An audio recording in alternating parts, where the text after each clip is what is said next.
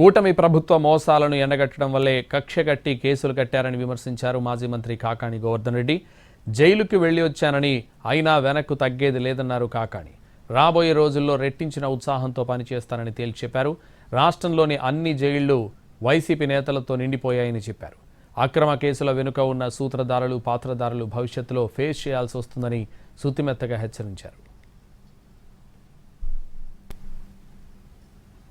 అనుసరిస్తున్నటువంటి ప్రజా వ్యతిరేక విధానాలు కానీ, చంద్రబాబు చేస్తున్నటువంటి మోసాలను కానీ ఎప్పటికప్పుడు ఎండగట్టడం వల్లనే ఈరోజు కూటమి ప్రభుత్వం కక్ష పెంచుకొని ఈరోజు జైలుకి పంపించడం జరిగింది. కాబట్టి ఈరోజు వచ్చిన వెంటనే 86 రోజులు జైలు శిక్ష పూర్తయింది. వచ్చిన వెంటనే మా కార్యక్రమం ప్రజలకి ఈ ప్రభుత్వం మోసం చేస్తుంది కాబట్టి ఈ ప్రభుత్వం మెడలు వంచి ప్రజలకు ఇచ్చినటువంటి హామీలను నెరవేర్చేందానికి పోరాడతాం.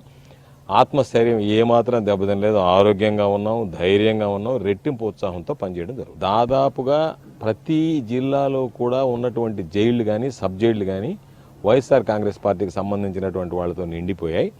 తెలుగుదేశం వాళ్ళు ఏదైనా తప్పు చేసినా సరే వాళ్ళు బెయిల్ తెచ్చుకున్నంత వరకు వాళ్ళ జోలికి పోయేటువంటి పరిస్థితి కానీ, ఆ ధైర్యం కానీ పోలీస్ యంత్రాంగం చేయడం లేదు.